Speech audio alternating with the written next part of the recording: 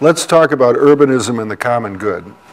This, I have lots of images to talk about design and planning and public policy issues that should be pursued not just by new urbanists, but by anybody that cares about urbanism and design. But let's talk about the common good. Cities are useful just by their very existence. They're created by their utility to human beings. In terms of trade, cities form near places where rivers come together or trade routes are. Or, they form as ports. Occasionally they'll form as government institutions all by themselves. That would be the state capitals and the national capitals. Such places have a hard time rising to the level of actually being admired. If you go to Australia, you can see Melbourne, Sydney, Brisbane, Adelaide, Perth, and then Canberra, which is just doesn't measure up to the other cities. And the same thing in South Africa, with Pretoria being a fairly lifeless place. But maybe the champion of all time is Brasilia. But when I talk about cities other than capitals and government-created entities, cities as marketplaces, cities as social gathering places, it has great utility. Empires come and go, nations come and go. We saw that recently when the Soviet Union, which most people before 1989 thought that the Soviet Empire would go on for a long time, and suddenly it was gone. By 1991, there was no Soviet Union. But cities endure. Like Damascus, it's a beautiful, complicated city that's had many empires, most of them cruel and often harmful to their own people, like the government they have now arguably is. But Damascus is an important place that provides a setting for economic and social activity that creates the culture, that supports the culture and the well-being of the people. So, cities are good and have and bestow many, many blessings. And we could even think of more contemporary issues like the environment. Sometimes I get angry about my friend Al Gore when he talks about climate change and he talks about light bulbs and he talks about super insulation on power plants and all the things that he lists. And these are the things that he lists in his book. The one thing he doesn't talk about is human settlement, which may be the single most important way to reduce energy waste and to address climate change. If you compare the Europeans, who use about half of the energy per capita as residents of the United States, the reason for that, almost the sole reason for that, is human settlement. And so that, I hope I'm not catching your, and yet it's not talked about. And I think the reason that it's not talked about, and someday I hope I have an opportunity to straighten Al Gore out in person, is because he listened to this really, really awful pollster, and I mean political consultant, Bob Shrum, who gave him the advice that he shouldn't talk about human settlement because it might hurt him he might take away some of the votes in the suburbs if he talked about it. And he's avoided the issue ever since.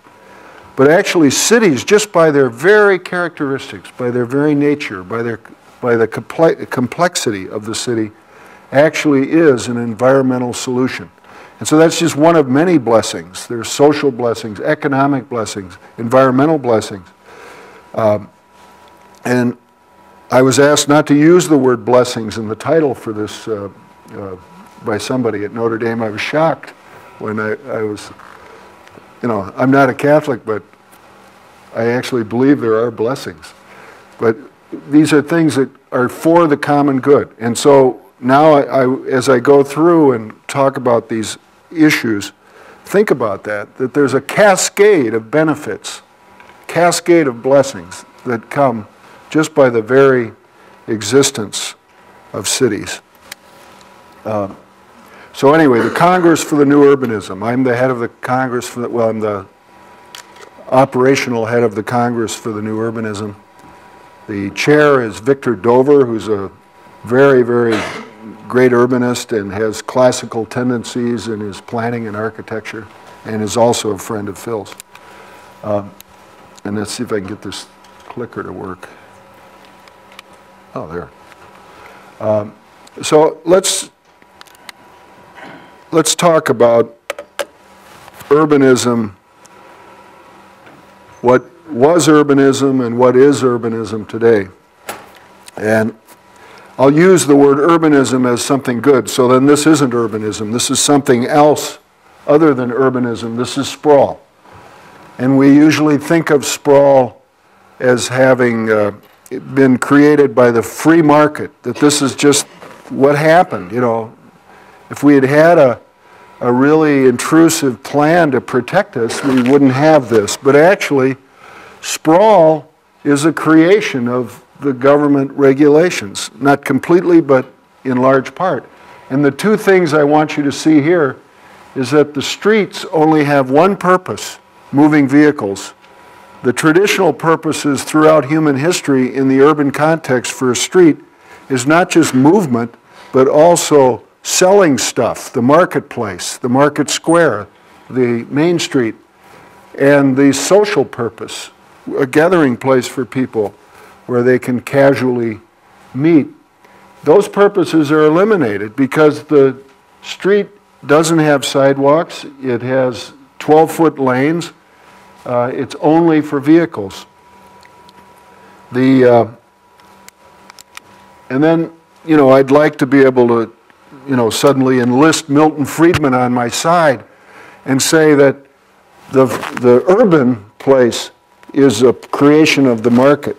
But it's not necessarily a creation of the market either. There are certain details where government regulation is needed. And in this case, Wicker Park at the Damon stop on the blue line, Milwaukee Avenue, Damon, and North Avenue all come together.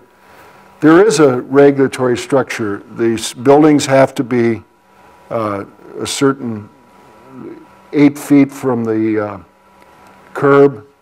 The street dimensions, and 2 of the streets are 50 feet of pavement. The other one's slightly bigger, North Avenue. And there's retail on the first floor and then offices or apartments above. But it creates an urbanism that is useful for all 3 purposes. You can move, you actually can drive there. I'm not pointing out a place that you're not allowed to drive. You can drive there. About 20,000 cars a day on average drive on each of the streets. Some of them are, North Avenue has even more than that. So it carries a lot of traffic. You can socialize and you can buy and sell stuff on the street. There are restaurants and stores and so forth. So it's the traditional purpose. And it's congested sometimes, which gets me to ways where the government can intrude on the natural benefits that the cities have and create a problem. And that's happened because of the obsession with eliminating congestion, battling congestion. Our Department of Transportation, our U.S. Department of Transportation, certainly the Indiana DOT, and all of the DOTs to one extent or another, they're all devoted to the goal of reducing, eliminating, battling congestion. And so you have the streets like Wicker Park, or this one, this is Dundas Street in Toronto, going through Chinatown, and it's congested. It's horribly congested. It's congested in terms of traffic, but it's also congested in other ways that I would argue are good. It's congested with shoppers. It's congested with residents. It's congested with strong real estate prices that support renovation and improvement of the buildings along the street. It's a successful neighborhood. But it is congested, which kind of reminds me of what Yogi Berra said about Greenwich Village once. He said, it's so crowded, nobody goes there anymore. But these streets are, these places are successful, they're successfully congested. So maybe we should have a more nuanced or thoughtful approach to transportation other than eliminating congestion. I mean, when people advocate for transit, sometimes they'll mention congestion as the reason. You can reduce congestion by having transit. And that's the main reason to do it, is to reduce the congestion. But actually, congestion is like cholesterol. You don't want to eliminate your cholesterol. If you eliminated your cholesterol, you would be dead. And so you need cholesterol. And it turns out that it's not just that there's bad cholesterol, there's also good cholesterol, and you need a mixture. You want more of the good and a little bit less of the bad. Most people do. They want to become healthier in that way, but they don't want to eliminate the congestion. But we have this policy that dominates our landscape focused on eliminating congestion, and it's had terrible side effects and undermined the value of cities. And so instead we end up with this kind of scene, and it's very common in Indiana. If you went to traffic engineering school, you would learn to do the 72-foot of pavement street with 2 moving lanes and then a right turn lane or a distress lane, and a 20-foot median so you can have a double pork chop lane, left turn lane at the intersection, and then no money left over, so then the people walk in the dirt. Or you can alternatively walk in the gutter. And, you know, a lot of people say, well, Americans have a love affair with the automobile.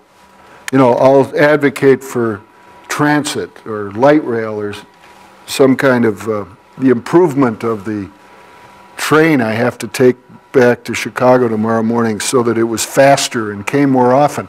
I could advocate for that, and then somebody'd say, well, you know, Americans have a love affair with the automobile. You know, oh, I didn't know that. Wow. Well, you know, this is why. This picture shows you why there's a love affair with the automobile. You can either ride in one of those vehicles, probably if you want to be a really good American, you'll ride in the pickup truck. Or you can be a criminal suspect walking in the gutter. You know, that's the choice you have. Because there's no sidewalk. And so when you're given that kind of choice, how could you not have a love affair with the automobile, or at least a like affair with the, or at least a preference? So, but, you know, there's different ways of thinking about things. You can come up with new ways of thinking. I mean, it used to be that America had a love affair with draining wetlands. You know, we had the Bureau of Reclamation, and we try to make them into something useful because it was wasteland. You just drain it, and you could turn it into either farmland or you could develop it. You could turn it into a shopping center. You know, there's all kinds of things useful you could do with it. But having that wetland was just an abomination. It had to go. And so the government spent a lot of money, the Army Corps of Engineers, the Bureau of Reclamation, the various state agencies around the country, going way back to the founding of our country. The wetland was the enemy. But eventually, people figured that out, including water engineers, including the Army Corps of Engineers, which in 1999 issued a formal apology for their attack, their, you know, over 100 years of attack on the wetland. So we now know that the wetland has value. It absorbs flooding, otherwise known as water congestion. It's a setting for plants and animals. It's a great place for ducks. And, you know, if there's ducks, You can shoot the ducks. You know, so it's good for hunters. It's good for fishermen. All kinds of benefits of wetlands. And we figured that out. So we don't do this too much anymore. I mean, it happens once in a while, that paving the stream to speed up the water. But when it does happen, usually whoever does it feels guilty about it. So at least we have that. That fits into sort of the Catholic thing about guilt. But with the roads, it hasn't quite sunk in yet. So we have basically the same thing going on. You have the equivalent of the wetland, the local roads, that's up in the corner. That's what state DOTs and the US DOT don't like spending money on. That's the local roads. Now, that's where the people live. That's where they shop. That's where they socialize, is on that stuff. And then what they'll pay for is the freeway and the arterial road, the collector road, the service road. They'll pay for those things, the big stuff, in the never-ending battle to defeat congestion. But it really doesn't, you don't need that stuff. You don't need those big things to deal with traffic. And this is the street grid in Madison, Wisconsin. You have all the state employees. There's two big employers, the state employees and then the university. And they all use this isthmus. They all go through it. And there's no freeways on it. There's no big roads on it. Sure, there's a few less state employees than there were a few months ago. But a lot of them show up anyway, especially on Saturday mornings. Or the street grid in Washington, D.C., the L'Enfant Plan, in this case, is modified by Burnham and some other guys whose name I forgot. Thank you. That's good. That's one thing Notre Dame has down is architectural history, which I really appreciate. And I appreciate almost, on the Notre Dame question, Phil, I really don't have any criticisms of Notre Dame. I don't know where you get that. I mean, I know some of our members do. The ones that get all intimidated when somebody at Harvard accuses CNU of being too classicist or something, and then all of a sudden they, oh no, we're not, really. I like that cathedral that Corbusier did in France. What is it, Rochambeau or something like that? You know, they'll hasten to say it right away. Oh no, I like that building. And Frank Gehry, Bilbao, and I go for that. We're not all bad, you know. But actually, I think on 99%, almost all the new urbanists, even the ones that are embarrassed when the GSD people go after them, I think almost everybody appreciates Notre Dame greatly. So just so you know.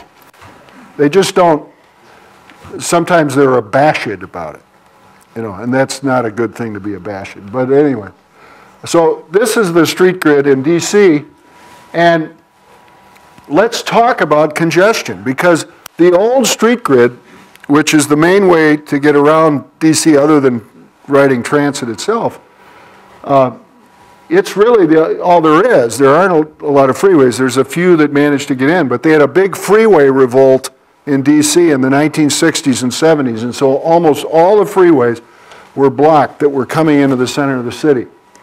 So, you know, how's that working out? Well, it's working out pretty well. I mean, the property values in DC are really high. The latest census shows the population's going up.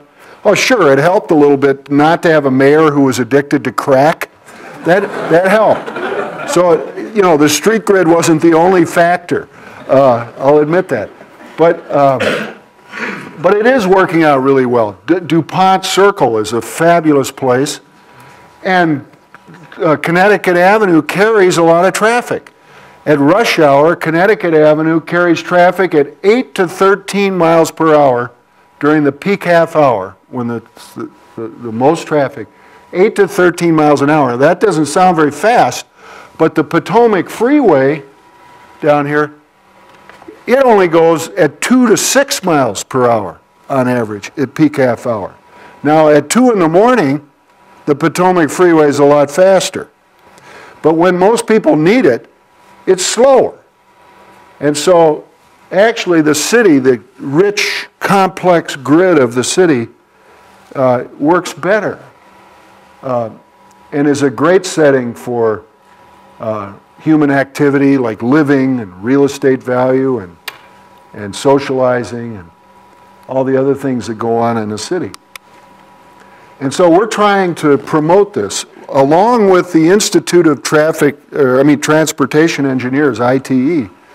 And we have a book we put out a year ago which gives traffic engineers and planners permission to use urban street types like avenues and boulevards and streets instead of right away going to the big giant freeways and giant arterials. And so this kind of street is permitted again. Now, in the early 20th and late 19th century, this kind of street was what an engineer would have learned in school. This was called the two-rod street. 2 rods from the center lane, and two rods would be 31 and a half or 31 feet? Huh? 33. A rod 16. 33, okay. 33 feet. Anyway, so it all works out so that it's 8-foot sidewalks with 50 feet of pavement and the 2-rod street. And so it would almost automatically be done. And you can go all over the Midwest and you can find this street. You can go to Muncie. You can go to Rushville. You can go to, those are 2 places that I lived when I was a little kid. That's why I threw them in there. And you get your tape measure out and measure the streets, and they're likely to be this exact form. And so this is Kinnickinnick Avenue in Milwaukee, and it is a 2-rod street. It has small little blocks, so if it congests, you can get off of it. It carries about 20,000 cars a day. This is at rush hour. It also has the Wicker Park type zoning, retail on the first floor with apartments or offices above, and a variety of retail types, you know, hardware store, clothing stores, bowling alleys, coffee shops, taverns, a liquor store, a Catholic church, Immaculate Conception. You can see the tower there, but the front door of the church is right up on the street. Or there's also a Lutheran church, all in the same neighborhood, on the same block, a church and other buildings. That's something that doesn't happen in the new suburbia with the zoning. You have a church, it has to be on its own block by itself with a giant parking lot around it, and then the church in the middle of the parking lot. So you have all these things on the same, so you can go to the tavern, you can go to the, you know, whatever, see, there's even a leather clothing store on the street that, you know, it's a little funky, and you could do all that. You could sin and then go to the Catholic church and confess on the same street. And so, you know, this is something you can't do in the new exurbia kind of communities. And the other thing I want you to see about this kind of street is that the mixed-use zoning can be very attractive. In this case, Mima's restaurant, and Mima lives right above it, And so this is under threat. It doesn't happen much anymore. I mean, you have that place that's near the campus that opened up, although it needs, those 2 ugly yellow stripes have to go. It's not bad, but I mean, the 1 block new urbanist community or whatever it is, I mean, I could pick at a few other details, but the 2 yellow stripes in the middle make it look like a highway, and that's got to go, Phil. So tell Notre Dame to fix that. All right. But anyway, so this is mixed use. You have the restaurant with the apartment above. But it almost has, it's hard to find any place where that's been done since way before World War II. And one of the reasons for that is because of Fannie Mae and Freddie Mac and FHA and the multiple multi-housing program called 221D4, all of which have prohibitions on non-residential as part of a development above 20%. Actually, Freddie is 25%. But the effect of that is a developer can't get financing if they have retail, because if it's more than 20% of the imputed rent, is ultimately the way they figure it. So that really wipes out Main Street. I mean, it doesn't cause a problem on the east side of Manhattan, upper Manhattan, where they do 2 floors of retail with 38 stories of residential, like Robert Stern's building near Columbus Circle. No problem there. Of course, there are no units there that are priced at a level where they would actually be relevant to Fannie Mae, Freddie Mac, or any of the other programs, but that's another story. But anyway, you can't build a normal Main Street. So like Des Moines, Iowa, or Fort Wayne, Indiana, the traditional, retail on the first floor with a couple floors above it isn't done. And the private banks have picked up on all the Fannie, Freddie stuff. And so this is one of the things we're working very hard on. And our members have gone to Washington, we've met with the FHA people, we've met with the HUD people.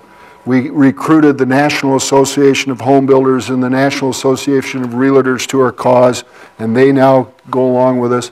And we're building our coalition. Next is the mortgage bankers.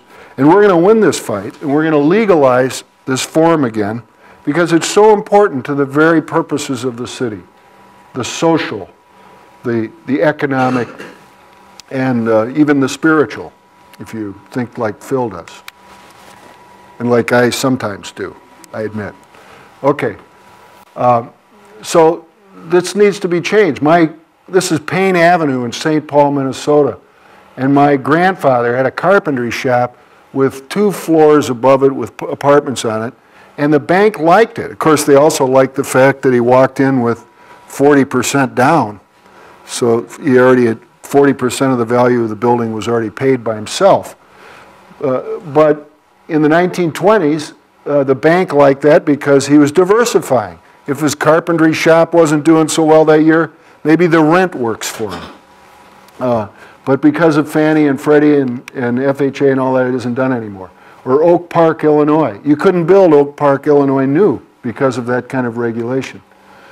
And then another thing that interrupts urbanism in a very fundamental way is setbacks that are all over the Midwest in particular, where departments of public works set out setback requirements so they could widen the streets later. And this happened in Milwaukee on National Avenue, a 3-mile-long street, and all the buildings on the right-hand side were declared non-conforming uses, and the idea was that then they would rot because their property owners wouldn't be able to expand them or improve them or borrow money to improve them because they would flunk any title search, and you'd end up gradually rotting, and then when the price had dropped enough, the city would swoop in and buy them, tear them all down, and widen the street.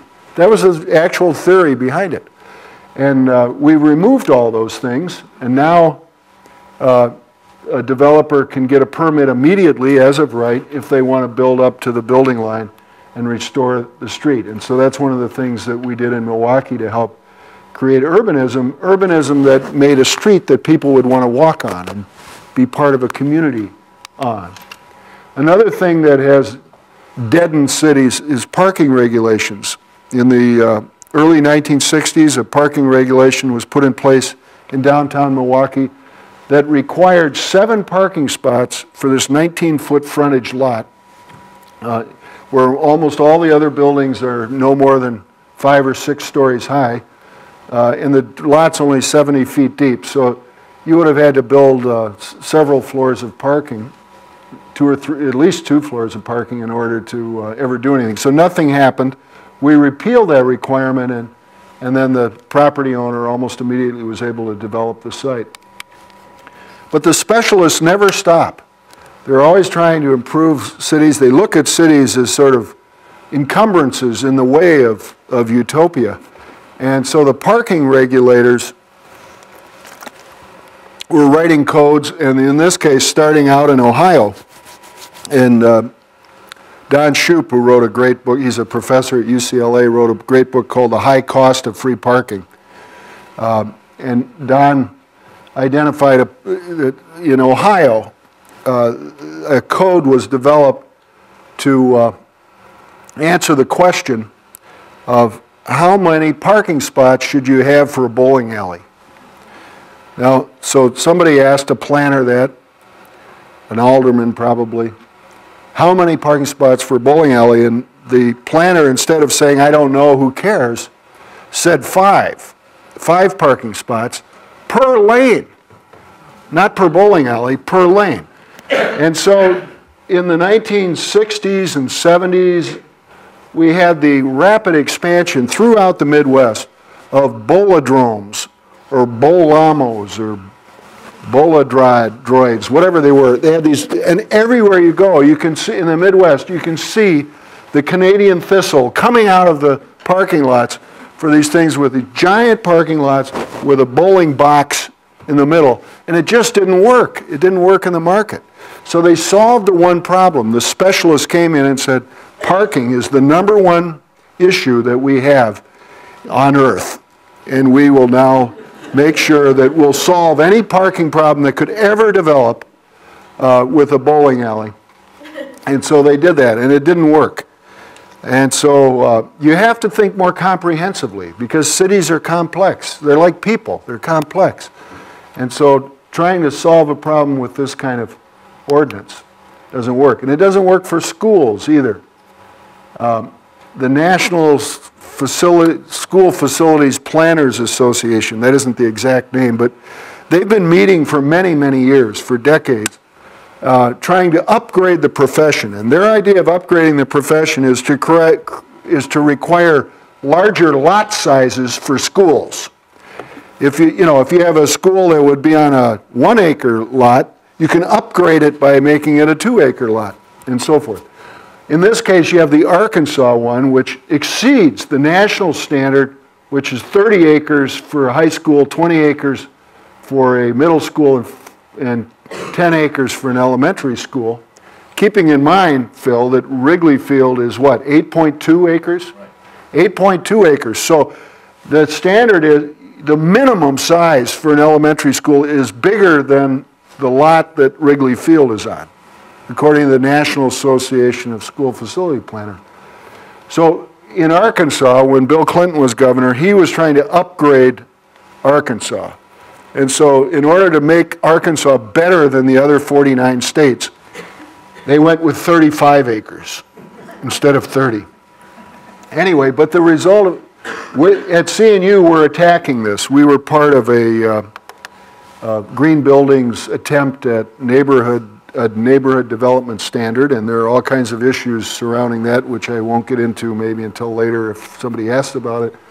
But one really good thing in LEED ND is instead of a minimum, it has a maximum, and you can have an elementary school no bigger than 5 acres, middle school no bigger than 10 acres, and a high school no bigger than 15 acres. Those are all too big, and I argued for even smaller sizes, but at least they're maximums and not minimums. So you could actually have a school that fit in a neighborhood, like they used to have in Anderson, Indiana. Beautiful high school, but it didn't fit the standards. There wasn't enough parking and so forth. And so this isn't the school they built, but this is actually the James Audubon Middle School in Milwaukee. It's named after James Audubon, of course. Why not? But the idea, in this case, it's another obsession, not just the parking lot, but the other obsession here is heating and cooling. And there was that period in the early 70s when heating and cooling, saving energy was really important. The price of gas had spiked up during Nixon's second term. And so they cut that down. Okay, so I've made the point that regulations can confound building the complex, interesting, beautiful, socially attractive, market attractive city. And so we tried to change our regulations to actually support the development of the city instead of hurting it. And my building inspector came up with this drawing to show what our process looked like to developers. And so then we changed it to this wonderful process that works so much better. I admit there's a little propaganda in these drawings, but it really did end up that way. Many developers said that Milwaukee went from the worst development process to the best. And it wasn't just laissez-faire. You had to build appropriate urbanism in the city. Like even Walmart had to build their store on a street called Hope Avenue with a sidewalk in front of it. And they built it in an African-American neighborhood where a shopping mall that had been built in the 50s had failed. And the only retailer that would go in there was Walmart, to their credit. And, you know, they learned something. They learned how to do a store on a street, and they also learned how to do a store there's a building being built there right next to their store, so they learned how to touch another building, which normally they don't like to do. They do have one thing they're stubborn about. They don't like labor unions. And neither does Whole Foods, though. And Whole Foods gets in everywhere because the design is good, or better at least. It's kind of interesting. And Home Depot does. They're not union. And that's on Halstead, north of Diversey in Chicago. And you know, if you took the Home Depot off the sign and put Nordstrom's on there, it would probably fit right in. You know, so these big boxes actually can add value to the community. They don't have to just be utilitarian horrors. And there's hope. You know, we always, in America, we talk about how bad things are all the time, but not realize that in our country, a lot of times, we can solve problems. And so Cisco has plans to line their parking lots with houses and actually make the ugly sprawl in Santa Clara County look a little bit like a city, or maybe even a good city. We'll see how it all turns out. Or in the Bayshore Mall, which died in Glendale, Wisconsin, just north of Milwaukee. They put in streets and blocks. And they actually have a terminated vista where the Target store is. But speaking of terminated vistas, that's one thing I wanted to talk about was when the modernists became powerful, when their ideas were expressed, particularly right after World War I. And there's a reason why the modernists were attractive, I think, after World War I. The old empires of Europe had really made a hash of things. And the architecture of the empires was Beaux-Arts. And so that's at least my theory, Phil, that Gropius and Corbusier and the other modernists were exhausted with what had happened and so depressed about, you know, the first mechanized mass-killing war with the machine guns. Well, maybe the American Civil War was the first one like that. And so they rejected the past architecture. But in doing so, they went way, way too far. And Gropius, when he went to Harvard to become head of the GSD in the late 1930s, he developed a curriculum that then became activated after World War II. And one of the things in it taught was to never have a terminated vista that lined up with the center of the street, that was considered bad. Bad maybe because it was associated with the imperial architecture of the countries that started World War I. But, you know, it's a beautiful form. And this is Port Washington, Wisconsin, St. Mary's Catholic Church, perfectly terminating the vista on a 50-foot, two-rod street with the 8-foot sidewalks. It has all the ingredients. And there's a terminated vista. Maybe, you know, until recently, the only terminated vista, that and the one this is in Orlando, the other one in Anaheim, because Gropius's idea and curriculum just spread everywhere except Notre Dame, Andrews, and Miami. The only 3 schools that didn't pick up on it. But the terminated vista is a nice thing. This is a Campanile in an Italian hill town, or the Board of Trade in Chicago. It's beautiful. When you walk down LaSalle Street and walk south on LaSalle looking at this, it makes it so much more pleasant than, say, on the streets that don't have a terminated vista. So, it's, or 17th century in Amsterdam, the church terminating the vista. What's wrong with that? Why couldn't we do that again? You know, it seems so wonderful. Why wouldn't we want to do it? And we are. You can see it with Target. This is the former Washingtonian Mall is now in Gaithersburg, or Kohl's. See, and the H doesn't line up right in the middle, so they don't have that quite right yet. But, you know, we're working on it. And the contemporary architect Calatrava did this in Milwaukee, and he purposely lined up exactly with the center lane because he's a contemporary architect and an urbanist. And so he wasn't affected by Gropius's diktat. Or Corbusier's street suggestion for 1922, grade separate all the streets, which has been done in the U.S. I mean, the typical suburban scene. This is Crystal City near the Reagan Airport. There's Corbu, and with the glasses, which if you go to the GSD, you'll see that a high percentage of the students have glasses like that, so very seductive figure. But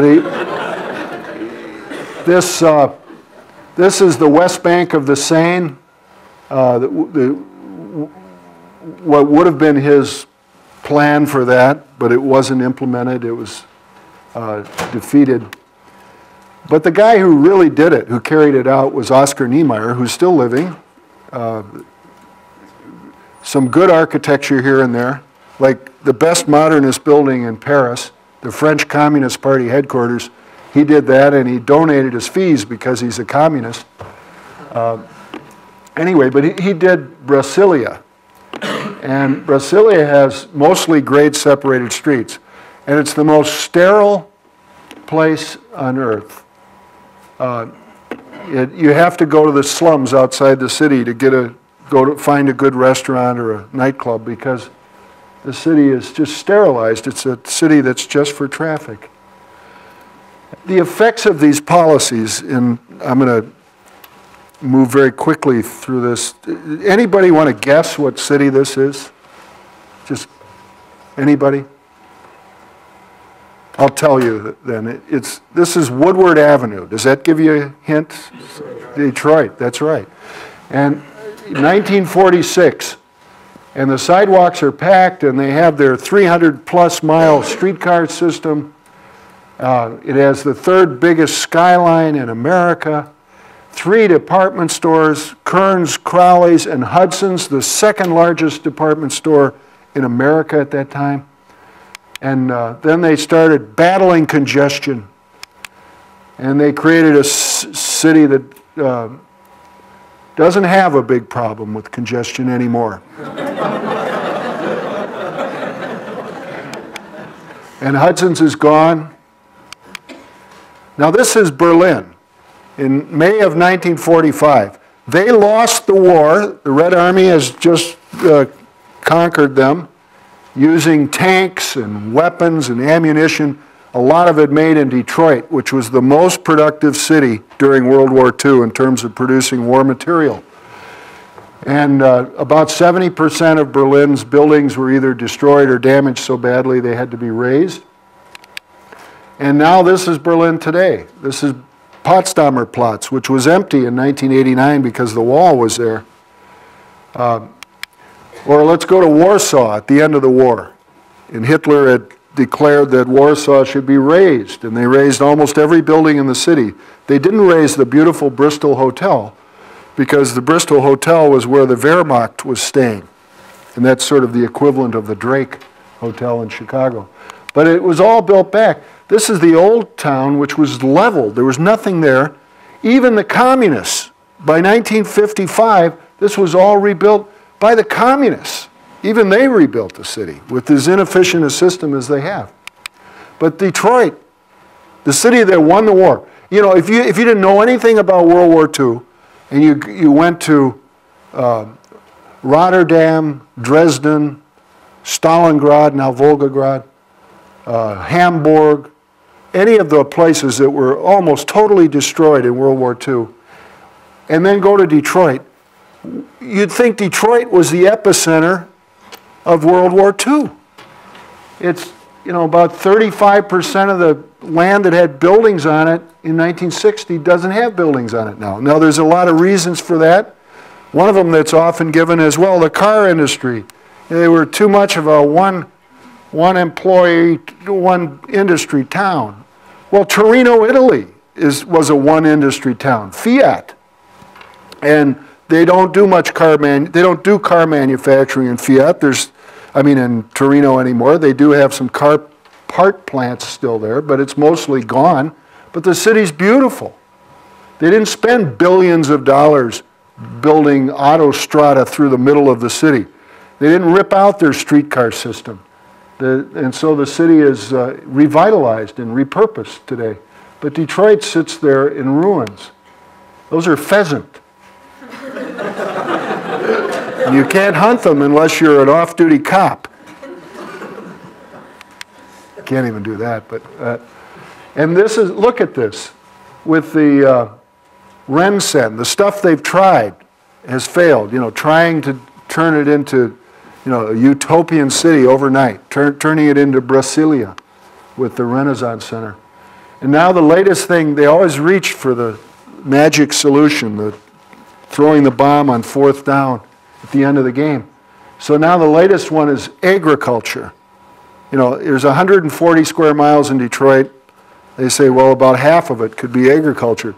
Well, there's 57,000 square miles in Michigan, and most of it is either farmland or wilderness. The idea that 70 square miles in Detroit could be a productive farm, I think is a stretch.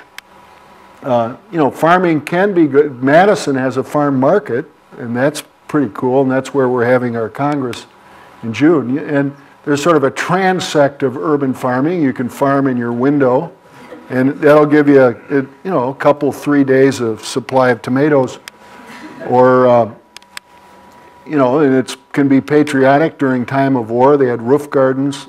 If you do enough of them, it can have a small impact.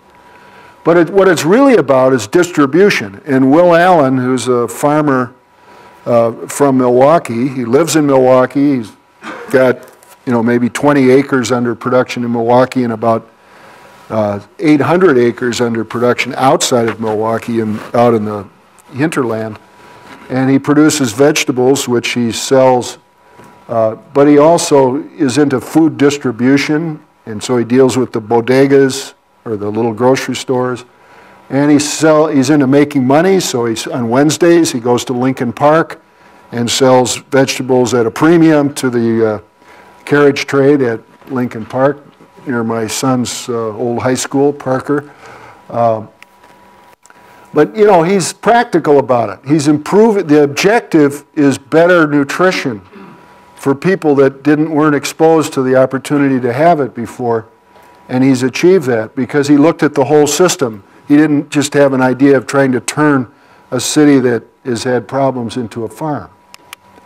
And so if you want to come to our meeting June 1 through 4, it's in Madison. Now I'm going to just switch a little bit here to New Orleans. We're working with the mayor and the Treme Neighborhood Association with New Orleans. This isn't New Orleans, it's New York. But Robert Moses just wasn't in New York. He was in New Orleans, and he wanted to build the Vieux Carré Expressway, which would have had a double-deck expressway right in front of the St. Louis Cathedral, right in front of the French Quarter, which would have destroyed real estate values there. And the property owners knew it, so they opposed the freeway. But at the top, you can see the Claiborne Expressway, which was a sort of middle-class, upper-middle-class black Creole neighborhood.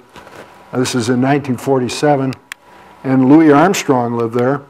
And they had these big, what they call neutral ground or median on the Claiborne Avenue with almost 2,000 live oak trees along the 3-mile stretch of the avenue. And in 1966, they tore out the oak trees and put in the freeway. And there it is, and it divides the neighborhood, and it to conquer the congestion problem.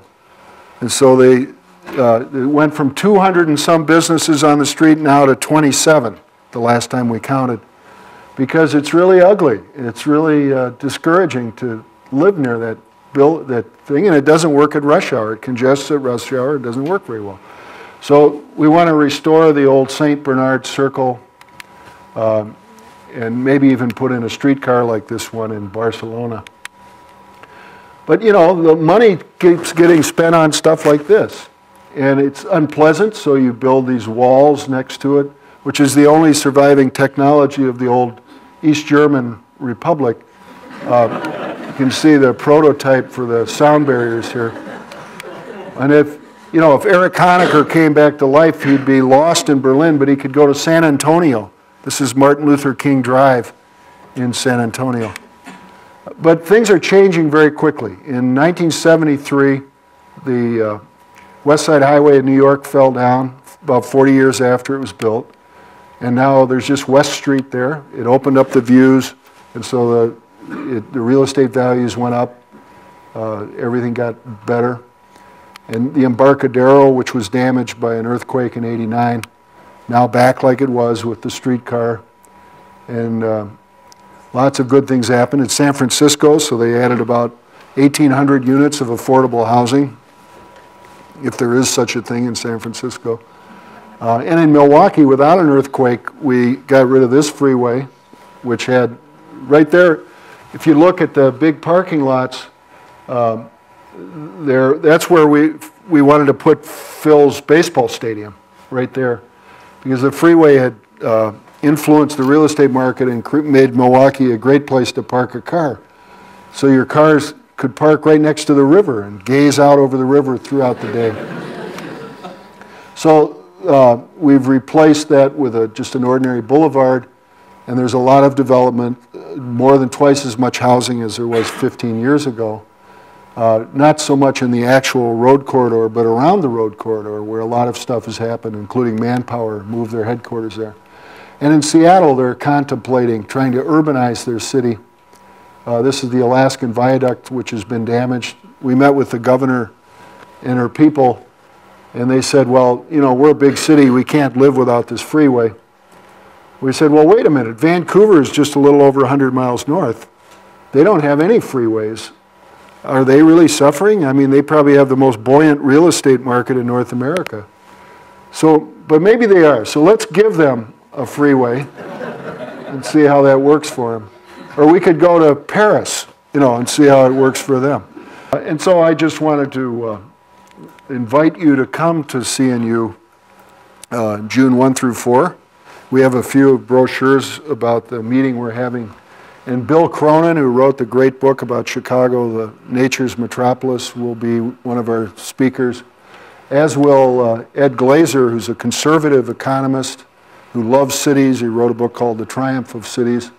And if you love his book, you'll really love mine, which The Wealth of Cities, which I actually have a couple copies in case anybody's interested in that. And finally, I just wanted to say that getting back to the title, the idea of the common good, the best way to get to common good is to try to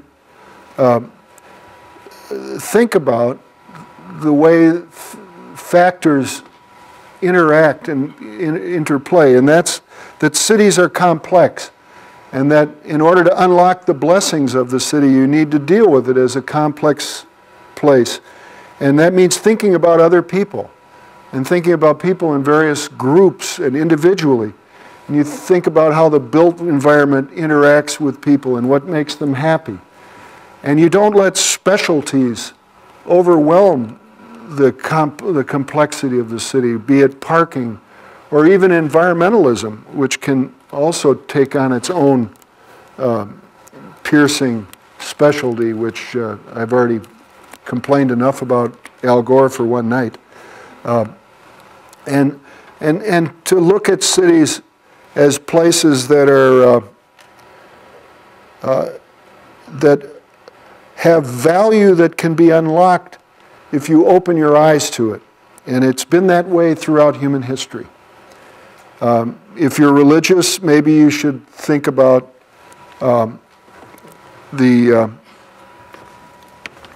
if you think about the city, you can think about Lamentations. The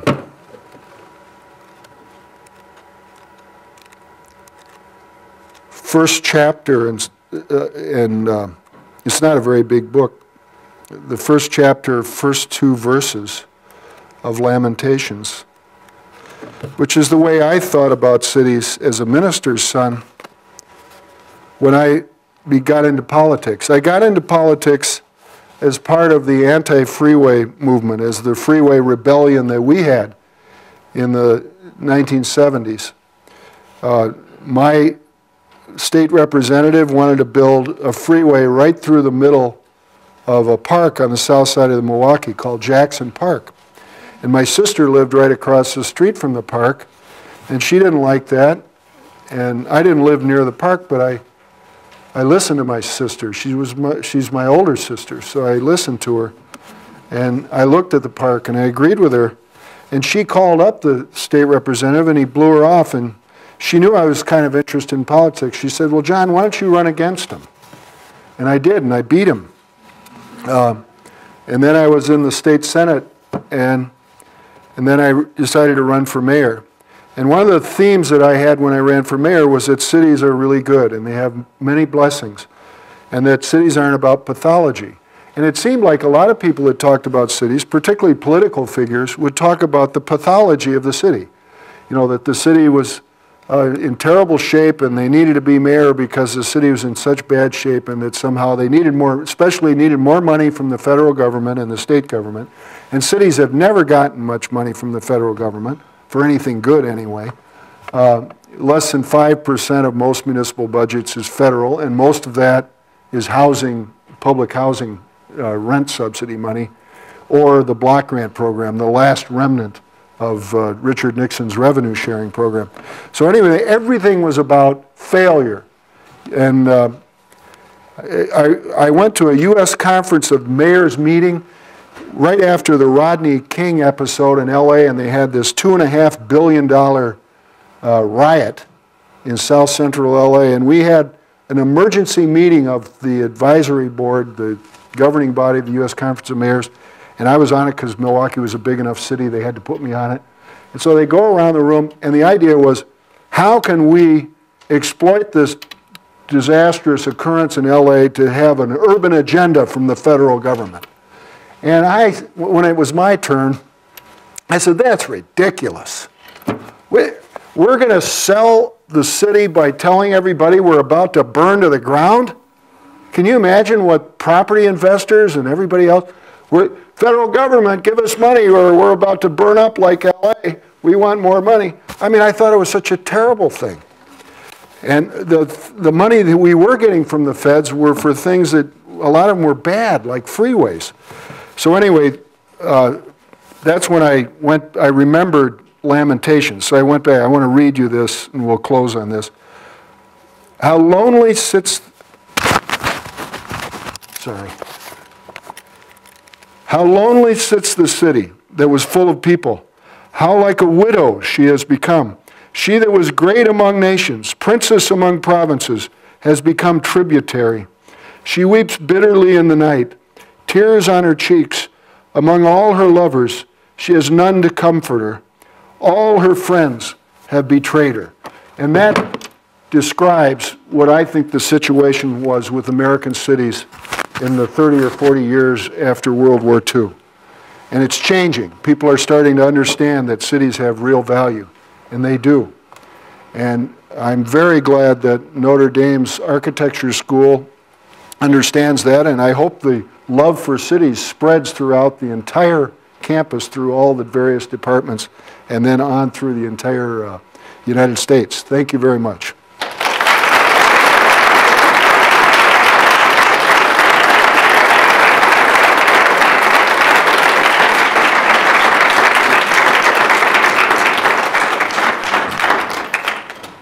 No, I have time for questions. I don't know if any of you do, but if anybody has any, yeah. That's so interesting what you community development block grants. Being from South End, you hear about the Midwest, and I don't know how typical this is, I never thought about it. But, they talk about the Midwest being the sort of dying region. But I know in South Bend's case, it's true other places, they would sort of hold out for federal money saying, oh, we're dying. And that always seems strange to me, but maybe that's partly why. It doesn't work at all because there's very little federal money that goes to the places that say they're dying. And they're less likely to die if they resolve not to die and focus on building the city. And the way you do that is, you get the processes right so that people want to invest in the city. You get, you create a city that's safe. Focus on reducing crime. And if you build your tax base up enough, then becomes the best way to get revenue to pay for city services. So it's by having a positive vision of the city. And look at New York. I mean, Lindsay and Abe Beam were shaking their rag bag, we're about to go under, please send us some more money. And here, at that very time, New York's sending way more money to the federal government than they're getting back. And they're getting cheated. The federal government's spending all this money on Alaska and Wyoming where they hate the federal government. And New York's contributing all this money, and then they somehow have an expectation that this money is going to flow back and save New York. Well, that didn't save New York. Then they elect Koch, who had an attitude, which is exactly the right attitude he had. He'd go outside of New York to, like upstate New York, and he'd say, I'm from New York. You got a problem with that? I mean, he liked New York, and he didn't like other places, and that's what they needed, tough love. So he got the city back on better feet. Giuliani did a nice job with suppressing crime. They started to focus on the positive values of the city instead of the negative values. I mean, Detroit's been, having this pity party for years, and it hasn't worked. Now, in Detroit's defense, the state of Michigan's done a lot of damage to Detroit, building highways, ripping up the city. But, Detroit's asked for a lot of that stuff, too. So anyway, my point is that, with a more positive vision, you can actually turn a city around. Yeah. Blue shirt. Being from the Detroit area, how do you maximize the common good in Detroit? What are your thoughts on that and CMU stocks?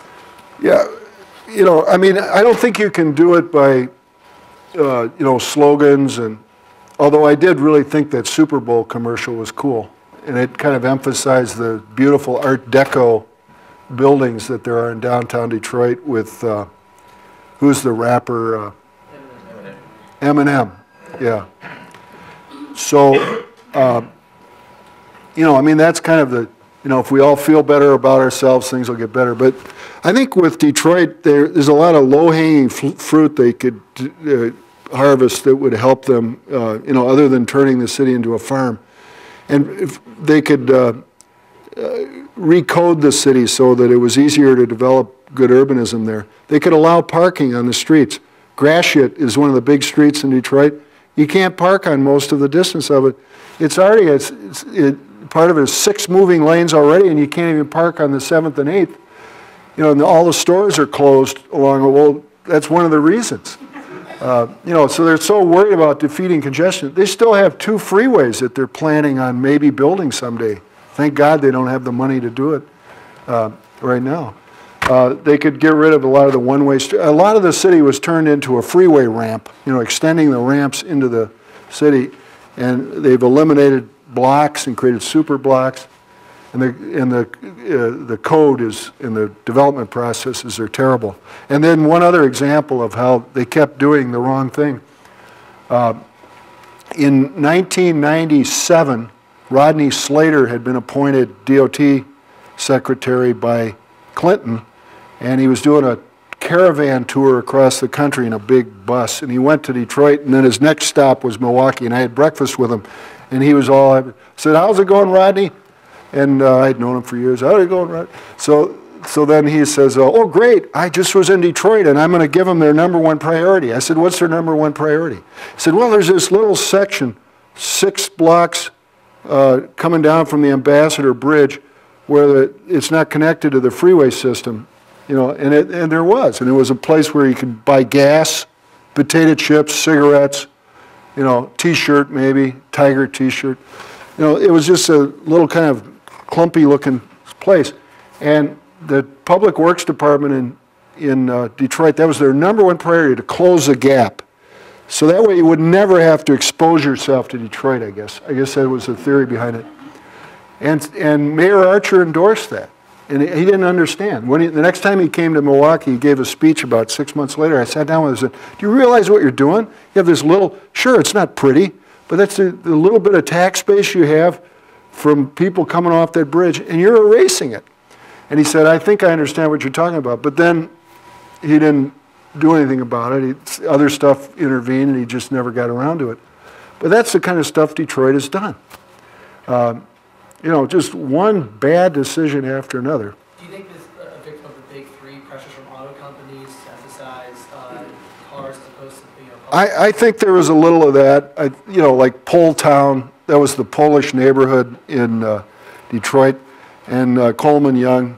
Maybe he had other motives for going along with picking Pole Town to eliminate because they didn't vote for him. But, you know, they eliminated a big chunk of Pole Town, like I think it was like 900 houses altogether, a couple thousand people at least, and they built this plant, which the plant is still there. It's one of the few ones that's still operating, but that was a big, big mistake. There were plenty of other sites they could have built it. You know, one thing after another. Thank you for the talk.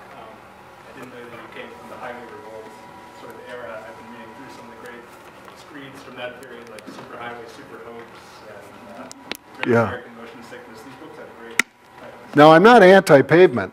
Sure. I'm for streets. I wanted to ask, Road builders build those too. I suspect this comes out in your book. I've always tried to connect that literature up with the sort of the urban crisis literature from the 60s and some of the issues that get talked about there, like the sort of use of highways for slum clearance, that sort of motivation. There's a guy, there was a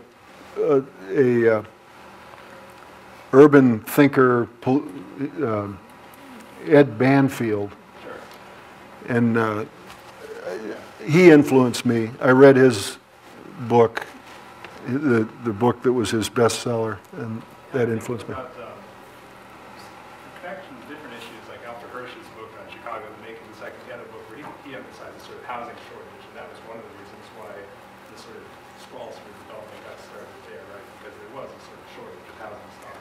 Well, one of the reasons there's a shortage of housing is if you have coding that prevents people from building, you know, like accessory units. I live in a wonderful neighborhood for housing. It has all kinds of housing, East Rogers Park. And there's even really affordable housing that wouldn't be maybe our first choice to want to live in the building, these 4+1s with the parking underneath. But because those kinds of apartments are scattered in the neighborhood, there's quite a mix. I mean, you have a millionaire living next to a, you know, like right near Loyola University, there's 4+1s, and then there's these big mansions that are near the lake on the same block. And so, you know, having these various housing types, duplexes, threeplexes, all these different things together, you get a lot of affordable housing without a program. I saw an affordable housing program when I visited East Berlin in 1988, 1 year before the wall came down. I went there with a Milwaukee business guy who sold factory equipment, and he had sold to Poland, Romania, you know, various places in the Soviet bloc, but never East Germany. So I went with him on a trip, and we spent 5 days there, met with lots of the big shots, the nomenclatura, and one of them was the housing minister, and he told me about his efforts he said, we built 9,000 new units in 1985 and 9,500 in the next year. But you know, but the only problem was their population was collapsing because people were leaving to go to the west. So, but they were meeting a quota. And so when you have something like that, a shortage, that isn't a signal that you have to just do that thing. Oh, I found it hard to park my car near that bowling alley. We need a new ordinance, so I have 5 spots per lane. I mean, it's that kind of thinking. And it undermines the city when people think so narrowly about things.